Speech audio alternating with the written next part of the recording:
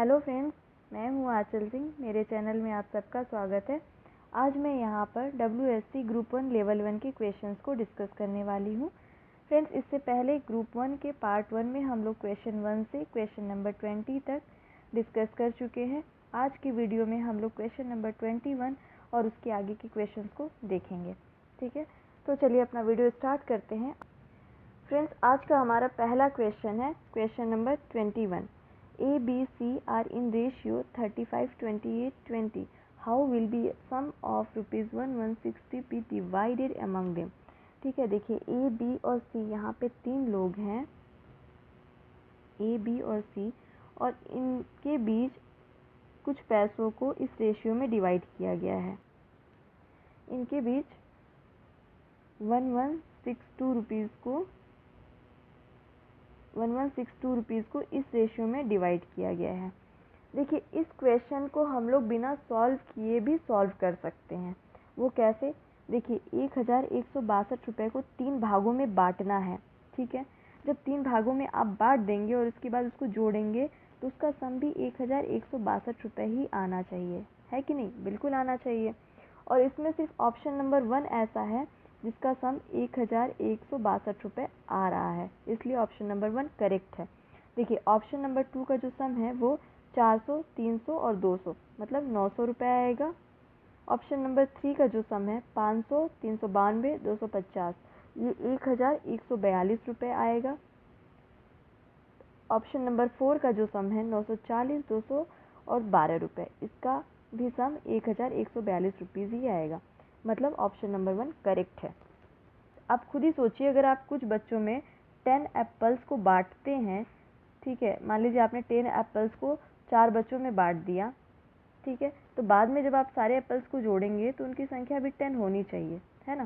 Same यही चीज़ यहाँ पे भी है, तो इस हिसाब से ऑप्शन नंबर 1 करेक्ट है। ठीक है, लेकिन अगर ऐसा नहीं होता, मान लीजिए दो ऑप्शन 1162 रुपीज़ आ रहे होते, उस केस में इस क्वेश्चन को सॉल्व करने के लिए हम सबसे पहले इन तीनों रेशियो की वैल्यू को जोड़ लेते हैं। ठीक है, तो यहाँ पे इसकी वैल्यू आएगी 83। ठीक है, इसके बाद जो टोटल अमाउंट जिसको डिवाइड करना है 1162 रुपीज़ में हम लोग 83 का भाग देंगे, जिसकी वैल्यू आएगी 14। ठीक है, अब जो A का शेयर हो जाएगा वो हो जाएगा 14 इंटू 35। जो B का शेयर होगा फ्रेंड्स उसकी वैल्यू हो जाएगी 14 इंटू 28। वहीं जो C का शेयर होगा उसकी वैल्यू हो जाएगी 14 इंटू 20। अब देखिए, इसका मल्टीप्लाई हो जाएगा 14 दूना 28, 280, 14 गुणे 28 का गुणा करने पे आएगा 392 और 14 गुणे 35 करने पे आएगा 490। ठीक है, इसके हिसाब से ऑप्शन नंबर 1 करेक्ट है। ये इसका मेथड है और बिना सॉल्व किए भी इस क्वेश्चन को कैसे सॉल्व करते हैं मैंने आपको वो भी बता दिया है। चलिए अब हम अपना नेक्स्ट क्वेश्चन देखते हैं। Question number 22। Among the following which of the set form the side of right of triangle. Actually यहाँ पे राइट एंगल ट्रायंगल के बारे में ये पूछना चाह रहे हैं। राइट एंगल ट्रायंगल वो होता है जिसमें एक कोण 90 डिग्री होता है।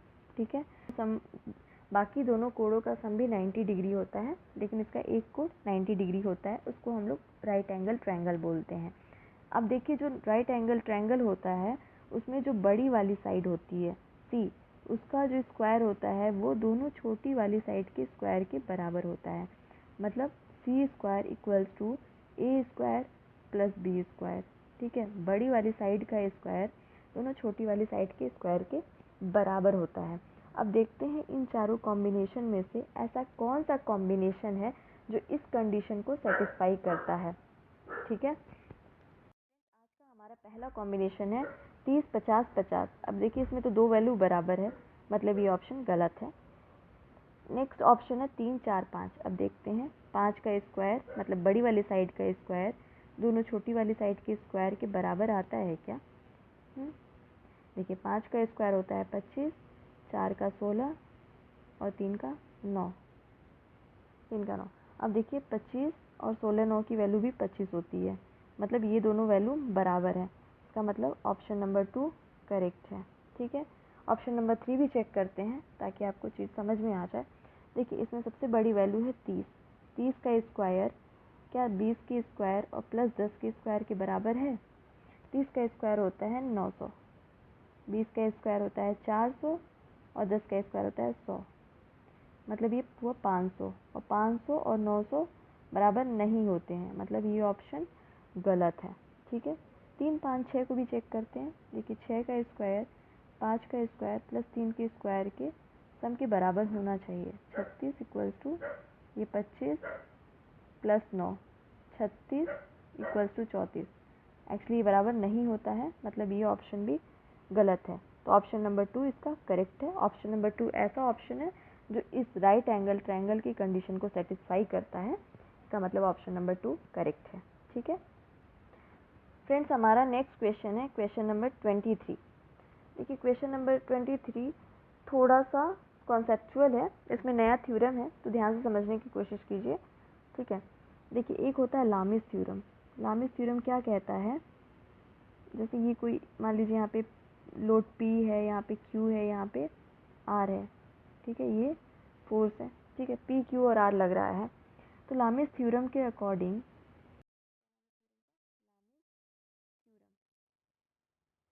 इस थ्योरम के अकॉर्डिंग जो Q है, Q के सामने वाला कोड क्या है यहाँ पे थीटा के, P के सामने वाला कोड है यहाँ पे अल्फ़ा, और R के सामने वाला कोड हम मान लेते हैं बीटा। ठीक है, तो लामिस थ्योरम के हिसाब से P upon sine alpha, P के सामने वाला कोड क्या है alpha, P upon sine alpha equals to R upon sine beta equals to Q upon sine theta. ये होता है लामिस थ्योरम। तो जब इस तरह की आप तीन चीज़ों को देखिए यहाँ पे 3 स्ट्रिंग है, 1, 2 और ये नीचे की ओर लोड लग रहा है, 3 तरफ में लोड लग रहा है। इस दोनों साइड में टेंशन है, एक्चुअली यहाँ पे एक लोड लटका हुआ है। तो तीनों टेंशन की यूनिट भी न्यूटन होती है, तीनों लोड के ही फॉर्म है। ठीक है, फोर्स का ही फॉर्म है।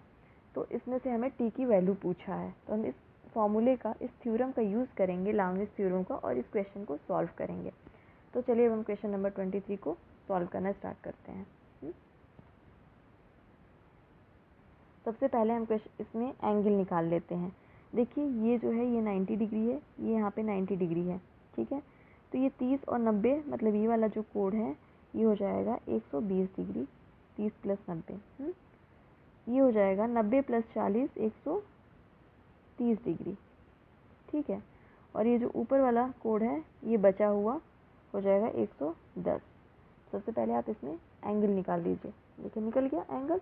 अब देखिए यहाँ पे टी है जिसकी वैल्यू हमसे पूछी गई है, तो टी की वैल्यू पूछी गई है तो हम लिखेंगे टी बटे इसके सामने वाला कोड क्या है 130 डिग्री साइन 130, और यहाँ पे 3 kg है, तो हम 3 kg को एक्चुअली न्यूटन में लिखेंगे, 3 × 9.8 न्यूटन, क्योंकि आंसर यहाँ पे न्यूटन में दिया है इसलिए हम लोग इसको न्यूटन में लिखेंगे।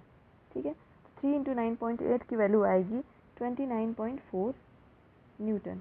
ओके, अब देखिए 3 के सामने वाला कोड है 110 डिग्री, तो आप यहाँ पे लिखेंगे साइन 110। अब बस इसको सॉल्व करना है।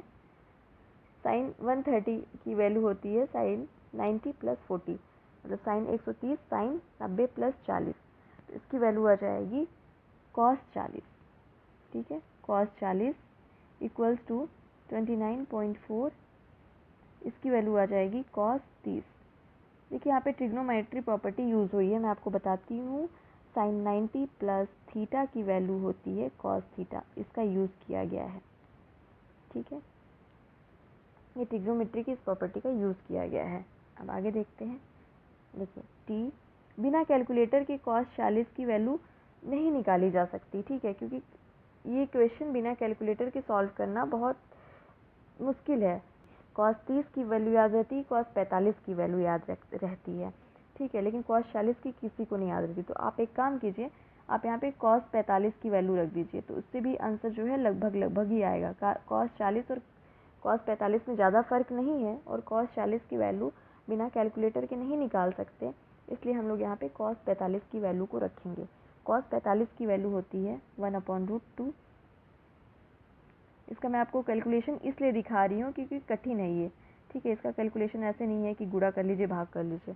ठीक है, और cos 30 की वैल्यू होती है √3/2, √3/2। अब ये क्वेश्चन अगर एग्ज़ाम में आता है तो आप बिना कैलकुलेटर के इसको बहुत कॉम्प्लिकेटेड हो जाएगा सॉल्व करना, तो मैं बस सिंप्लीफाई करके दिखा रही हूँ। ठीक है, अब देखिए क्या करेंगे हम लोग, क्रॉस मल्टीप्लाई कर लीजिए, t into √3/2 equals to 29.4 into 1/√2। अभी क्या कीजिए, यहाँ √2 और ये √2 को कैंसिल कर दीजिए। जब √2 से 2 को कैंसिल करेंगे तो यहाँ पे भी √2 आ जाएगा। फिर t इंटू 1.732, मैंने बोला है √3 और √2 की वैल्यू याद रखिए। ठीक है, √2 की वैल्यू होती है 1.414 इक्वल्स टू 29.4। ठीक है, अब यहाँ से t equals to 29.4 into 1.414 divided by 1.732। जब आप इतना करेंगे तब जाके इसकी वैल्यू आती है 24.00, जो कि लगभग है आपके इस फर्स्ट वाले ऑप्शन के 24.45 न्यूटन के। ठीक है, तो ये हमारा करेक्ट आंसर है। देखिए इसको एक्चुअली हम लोगों ने बिना कैलकुलेटर के सॉल्व किया है, तो ये थोड़ा लंबा हो गया और इसमें आपको कुछ चीज़ें याद रखने की ज़रूरत है। वो चीज़ें कौन कौन सी है, सबसे पहले लामीज़ थ्योरम आपको पता होना चाहिए, उसके बाद ये ट्रिग्नोमेट्री की प्रॉपर्टी आपको पता होनी चाहिए, और ट्रिग्नोमेट्री की वैल्यू cos 30 की वैल्यू कितनी होती है √3/2।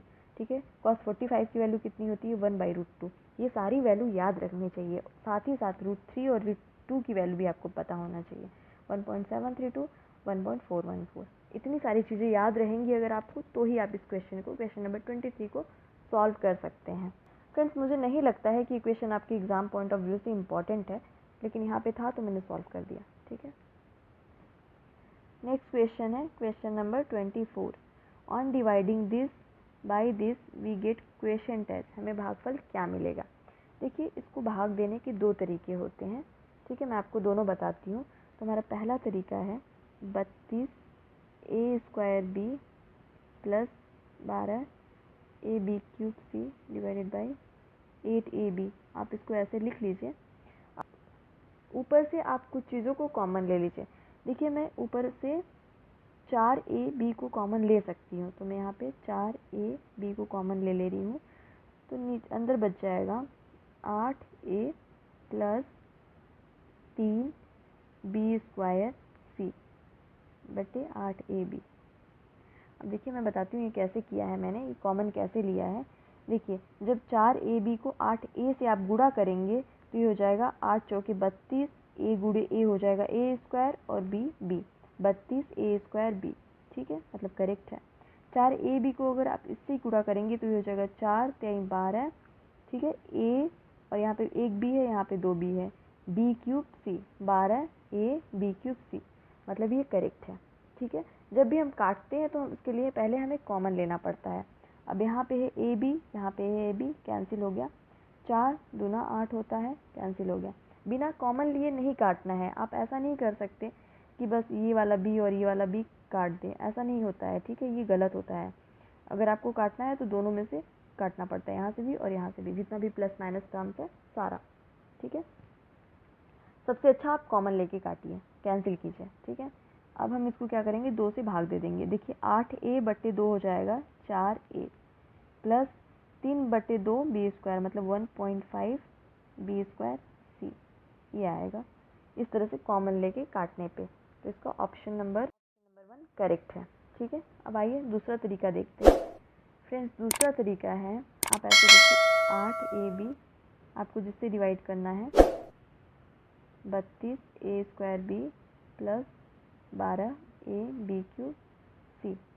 अब आपको सोचना है कि आप 8ab में क्या गुणा, किसका गुणा करें कि इसकी वैल्यू 32a² हो जाए।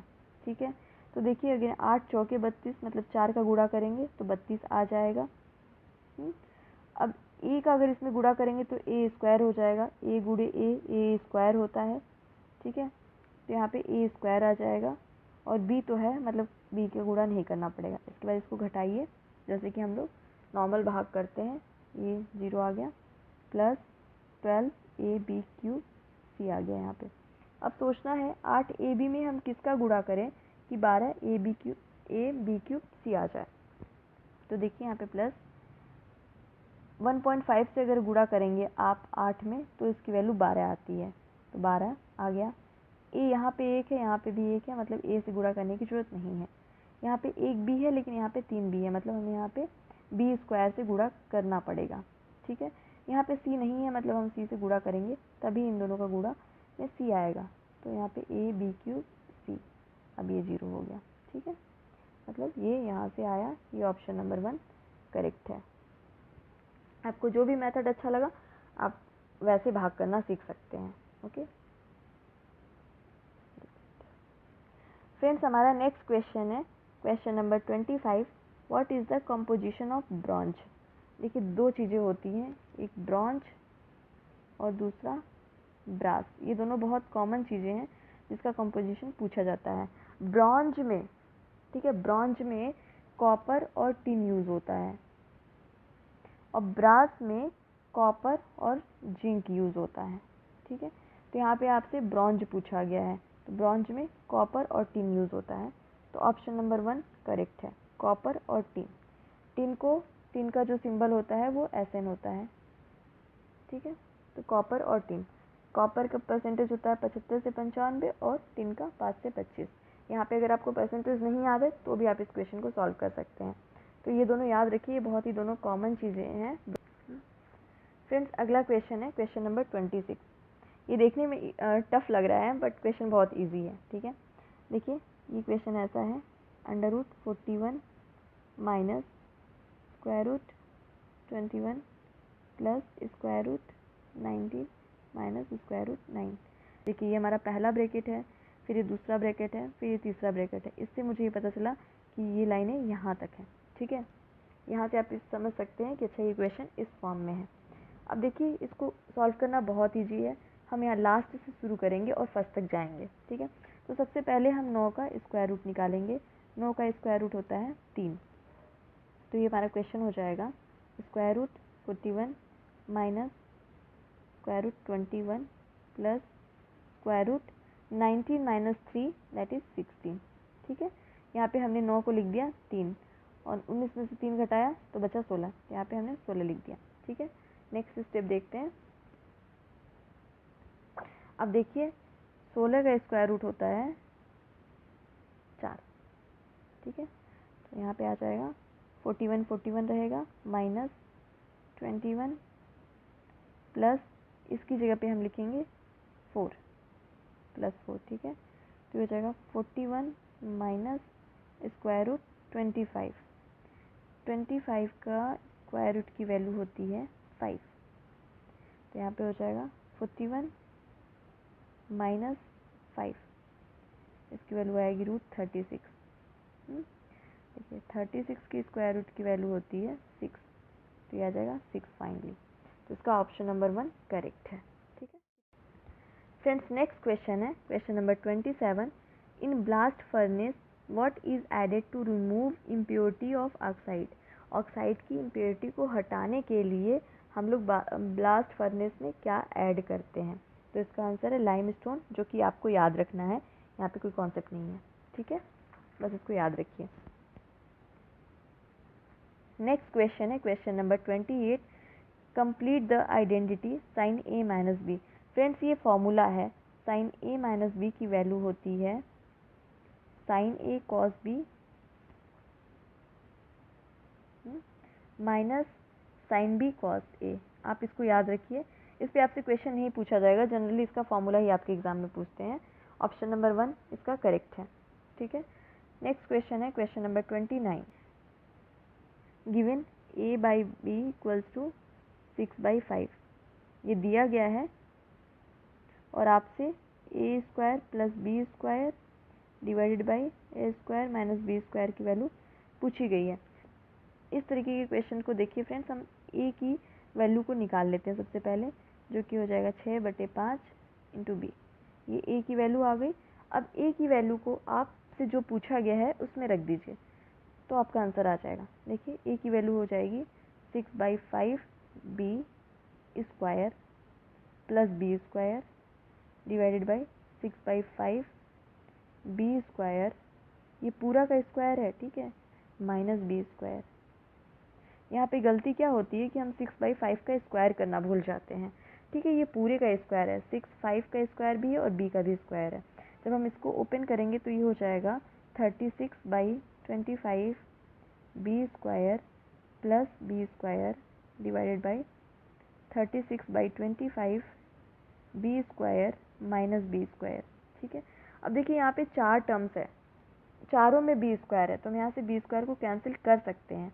आप कॉमन लेके कैंसिल कर लीजिए, जैसे भी ये कैंसिल हो जाएगा। तो यहाँ पे फाइनली बचेगा 36/25 minus plus 1 divided by 36/25 minus 1। इसको आगे लाएंगे तो ये हो जाएगा 36 + 25 डिवाइडेड बाई 25। यहाँ पे आपको फ्रैक्शन का जोड़ घटाव आना चाहिए। ठीक है, उसके लिए मैंने अलग से वीडियो बनाई है फ्रैक्शन के जोड़ घटाव की, आप उसको चेक कर सकते हैं अगर आपको दिक्कत होती है तो। अब देखिए यहाँ पे 25 कैंसिल हो जाएगा और 36 + 25 की वैल्यू होती है 61 और 36 - 25 की वैल्यू आएगी 11। तो 61/11 इसका करेक्ट आंसर है। आप फ्रैक्शन को एक बार रिवाइज कीजिए, इसमें आपको फ्रैक्शन का जोड़ घटाव आना चाहिए। ठीक है, तो ये 61/11 इसका करेक्ट आंसर है। ऑप्शन नंबर 1 करेक्ट है। ओके, नेक्स्ट क्वेश्चन है question number 30। The maximum friction acting on the body is, वो लिमिटिंग फ्रिक्शन होता है जो मैक्सिमम फ्रिक्शन बॉडी पे काम कर सकता है। ठीक है, उसको हम लोग लिमिटिंग फ्रिक्शन बोलते हैं, ये आपको याद रखना है। नेक्स्ट क्वेश्चन है 31। Heat and work both are, देखिए दोनों पाथ फंक्शन होते हैं, हीट एंड वर्क दोनों पाथ फंक्शन होते हैं। दो तरीके के फंक्शन होते हैं, पाथ फंक्शन और पॉइंट फंक्शन। पाथ फंक्शन का एग्जाम्पल जो आपसे यूजुअली एग्जाम में पूछा जाता है वो होता है हीट और वर्क। ठीक है, पॉइंट फंक्शन का एग्जाम्पल होता है friends density, enthalpy, internal energy, ये सारे एग्जाम्पल होते हैं पॉइंट फंक्शन के। पाथ फंक्शन के एग्जाम्पल हीट और वर्क ही आपसे एग्जाम में पूछा जाता है, ये इंपॉर्टेंट है। ओके, नेक्स्ट क्वेश्चन है question number 32। A body moving with an initial velocity of 5 metre per second, एक बॉडी है जिसकी इनिशियल वेलोसिटी है 5 metre per second, comes to halt, halt मतलब रुक जाना, चल के रुक जाता है। रुक जाता है मतलब उसकी फाइनल वेलोसिटी हो गई 0। ठीक है, कोई चीज़ शुरुआत में 5 मीटर पर सेकेंड से चल रही थी और वो रुक गई बाद में, मतलब उसकी वेलोसिटी हो गई 0। What is the distance travelled in 10 second, time कितना दिया है 10 सेकेंड, इतने में डिस्टेंस ट्रेवल पूछा जा रहा है, मतलब एस की वैल्यू आपसे पूछी जा रही है। मैंने इस टॉपिक का एक क्वेश्चन किसी और वीडियो में सॉल्व किया है जिसमें मैंने आपको 3 फॉर्मूले बताए थे। ठीक है, वो 3 फॉर्मूले कौन कौन से यहाँ पे आप रिवाइज कर लीजिए। v = u + at, s = ut + ½ at², v² = u² + 2as। अगर आपको ये तीनों फॉर्मूले याद रहते हैं तो आप इस टॉपिक से रिलेटेड किसी भी क्वेश्चन को सॉल्व कर लेंगे। ठीक है, तो चलिए हम इसमें भी फार्मूला 1 और फार्मूला 2 का यूज़ करेंगे। ओके, क्योंकि हमसे इसमें दूरी पूछी गई है, दूरी मतलब s पूछा गया है। तो सबसे पहले हम एक्सेलरेशन a की वैल्यू को फाइंड आउट करेंगे। देखिए v दिया गया है, u दिया गया है और t दिया गया है, तो यहाँ से a की वैल्यू आ जाएगी, और जब a की वैल्यू आ जाएगी तो हम लोग यहाँ से a की वैल्यू रखेंगे, t की दी गई है यहाँ पे, और u की वैल्यू भी दी गई है, तो s की वैल्यू आ जाएगी जो कि हमसे पूछा गया है। तो इस तरीके से इस क्वेश्चन को सॉल्व करना है।